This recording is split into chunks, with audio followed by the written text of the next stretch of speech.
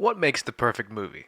Is it the best special effects? The catchiest musical numbers? The highest number of gratuitous cameos? I would argue that the perfect movie is simply one that accomplishes exactly what it sets out to accomplish. The perfect film preaches its message with intelligence and visual wonder, or it explores its wacky, insane premise with a buttload of fun and entertainment. Movies are art, so the perfect movie is one that draws out all of the intended emotions from its audience. The perfect comedy makes you laugh at all the right moments. The perfect drama makes you cry at the emotional climax. The perfect horror movie keeps you on the edge of your seat right up until it reveals the scary monster. A tightly written script, oozing with love and passion, sucks the viewer away from the pressures of everyday life and allows them to escape into a world that's similar to ours, but filled with movie magic. That is all it takes to make the perfect movie. The only thing left for you to decide is which ideas, premises, or genres appeal to you the most. Deadpool might just be the perfect movie. A passion project of star Ryan Reynolds to amend the wrongs of X-Men Origins Wolverine,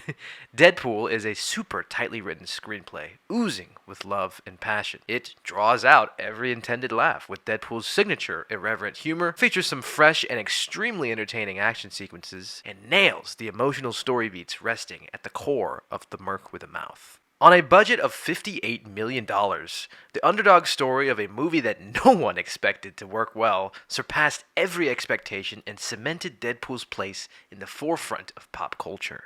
Deadpool 2 was no less of a roaring success, becoming the highest-grossing R-rated movie of all time when it was released. Now, obviously, neither of these movies are talked about because of their super complex, intricately written, and cohesive storylines. But I would argue that since both of these movies are comedies, they embody the perfect comedy movie formula. The story is less of a series of logical events meant to drive the narrative forward to express a serious message or theme, but rather a series of opportunities for more jokes or comedic situations to present themselves. Now, this isn't to undermine the tremendous job that both movies do of having great storylines and messages of found family, because both Deadpool movies have profound themes and a very solid emotional center. All of this to say, I would argue that both Deadpool 1 and 2 are perfect movies. And, as we'll explore in today's video, the same can be said for the third entry into this already amazing franchise, Deadpool and Wolverine. Deadpool and Wolverine has been in theaters for over a week now, and it's already smashing every box office record imaginable.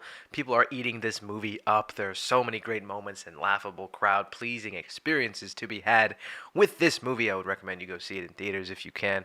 It is truly a great experience. Ryan Reynolds, Sean Levy, Hugh Jackman, and all of the crew poured their heart and soul into make this an experience that causes nothing more than audiences to smile and just have a fantastic time. It really is a great experience. Obviously, spoiler warning for this video. I'm going to be talking about, all of the intricate, in-depth details of all of the things that happen in this movie. So if you haven't seen it yet and you want to see it and don't want to get spoiled, if you haven't been already, I'd recommend you go see the movie, obviously, first, before you come back. I want to talk about Deadpool's storyline here because I think it's very intricately set up. I think Ryan Reynolds and the writers behind the Deadpool movies have always understood, the kind of complex paradox of Deadpool's existence, where he's this character who makes tons of jokes to, appease the audience, and he's very entertaining. He has the ability to break the fourth wall. He's super unique. I think Deadpool's the perfect character, but that might be a video for another day. But there's one line that Deadpool says that perfectly sums up everything about his character, and it's this line from the first Deadpool movie. Fake laugh, hiding real pain. Fake laugh, hiding real pain. The super fascinating thing about Deadpool, and what creator Rob Liefeld really, did a good job of, doing with this character, is that he's known for being the Merc with a Mouth, the guy who's always making the jokes and making everybody laugh, but it's really because he has such a sad story hiding underneath all of the comedy. And the genius of pairing both Deadpool and Wolverine up as our two main leads for Deadpool and Wolverine is genius because these characters have always gone together. They have the same curse. They're cursed with immortality, and they both kind of deal with that in different ways. Wolverine is angry. He's an angry person. He's very mad and gruff and rough around the edges, and he's lived a long time, so he's seen, a lot of things, and he's gone through a lot of emotional stuff. And Deadpool hasn't been around as long as Wolverine has, but Deadpool deals with his curse in a different way. He resorts to jokes and comedy, so they're the perfect match, as we see in Deadpool and Wolverine. where Deadpool's, just constantly annoying Wolverine with his sense of humor, and Wolverine's trying to take things seriously because he knows what's at stake. These two characters are both incredibly complex.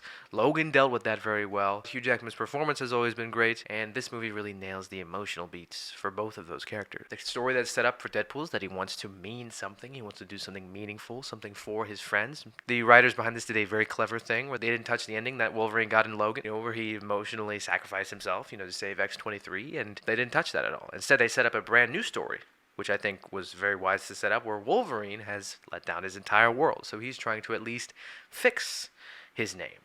The dichotomy there of both of their storylines and their emotional, arcs that they go on in this movie, where they're both immortal, which leads to some very comedic action sequences, very entertaining moments, but also a heartbreaking, emotional center and emotional core that I believe is very much portrayed here. The scene where Deadpool and Wolverine are talking in the Honda Odyssey, which was a great scene, I think really sums up the emotional center at this movie. Wolverine says to Deadpool, he's going off about Deadpool, and he really gets some good roasts in there. He really gets some good digs at him. But he says, "I hope you die alone, but it's one of God's best jokes that you can't die, except it's on all of us." That line, I think, is really profound, and it really, hits an emotional center. Obviously, it hits a nerve with Deadpool to where he starts fighting Wolverine, but that kind of idea there, I think, is really, really interesting. They both share this curse, and they're both sharing it together.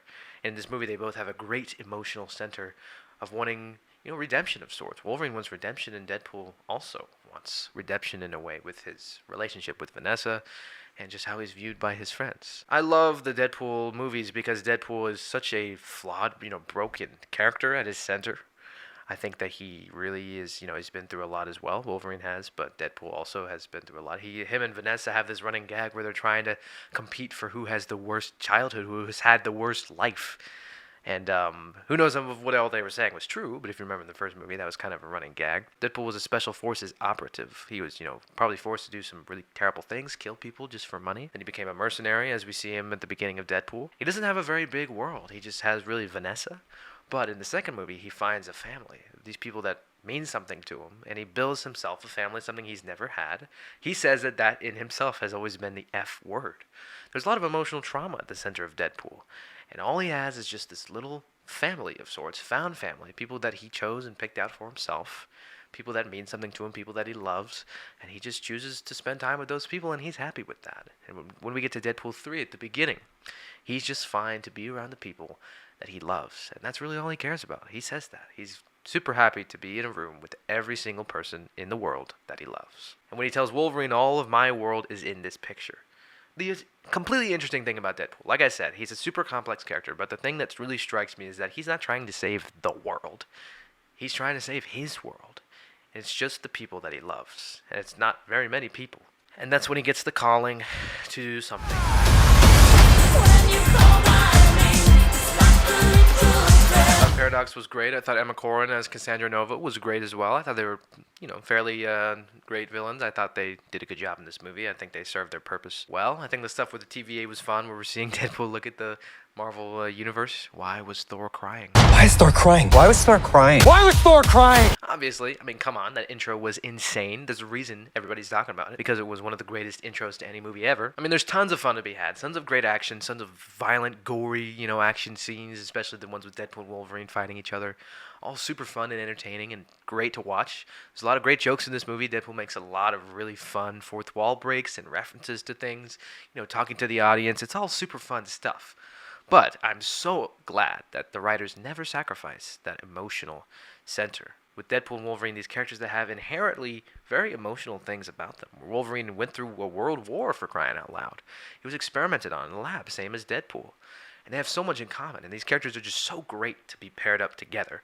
And I love the way that they're paired up in this movie. I do want to also talk about the cameos, the fan service, the things that people say, ruins a movie. That's all it's about. It's just cheap thrills and cameos. That's all it is. But I think the cameos were used very efficiently in this movie.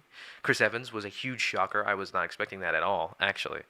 And then Human Torch as well. That's who he was playing. That was a great thing to see. Wesley Snipes Blade, Jennifer Garner Elektra, and Channing Tatum Gambit as well as Daphne Keane.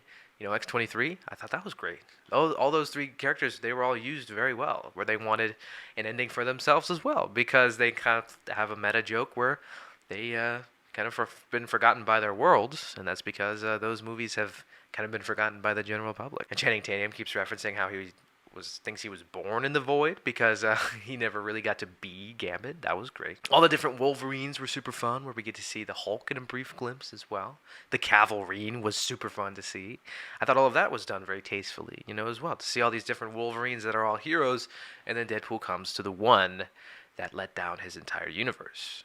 Very poignant, and I love that emotional through line there. But Deadpool and Wolverine are in the void. We get a lot of fun there. We get Pyro. We get a lot of X-Men related characters, the Juggernaut. All that is super fun to see, and all that's just a part of this movie was made for the fans. The friend that I took to see the second time I went to see the movie, he didn't understand Channing Tatum as Gambit. He didn't understand Wesley Snipes or Jennifer Garner as Elektra.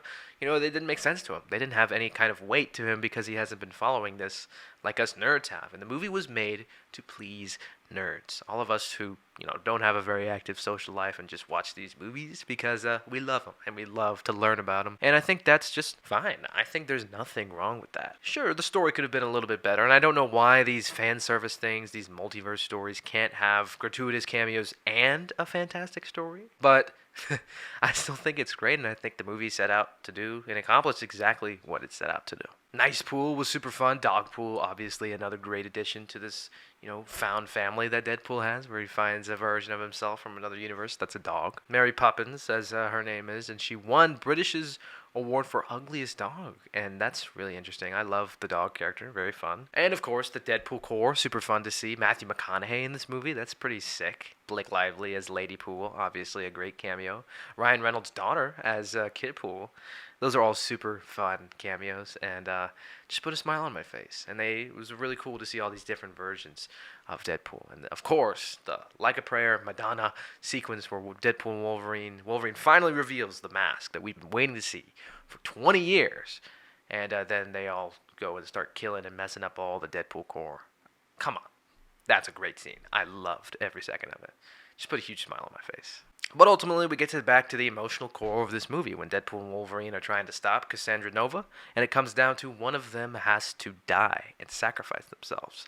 And I honestly, when I was thinking about it watching the movie, I could have seen it going either way. I was like, I honestly don't know who's going to die here. I did start thinking, probably they're both going to survive. They're both going to, create the current and both still live. But I was kind of thinking, for a second there, which one of them should die?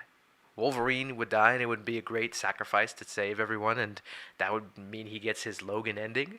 But Deadpool still has a world to go back to, so he has friends that he needs to see again. When you see Wolverine's, shirt he rips off, and you see his abs, and this body that Hugh Jackman spent a long time in the gym working really hard for.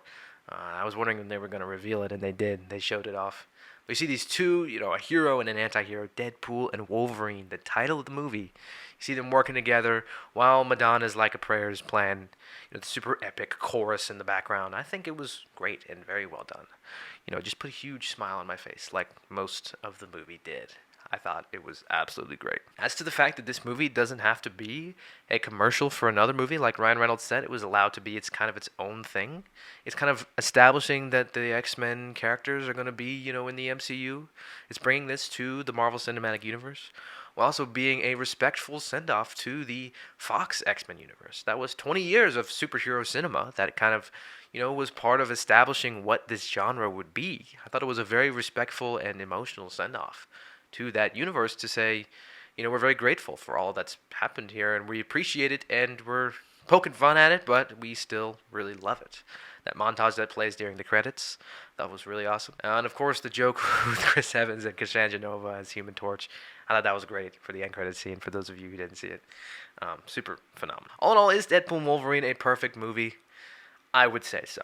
I would say it accomplishes exactly what it sets out to do. I laughed at pretty much every joke. I smiled at pretty much every point I was supposed to smile at. I got every reference that I was supposed to get.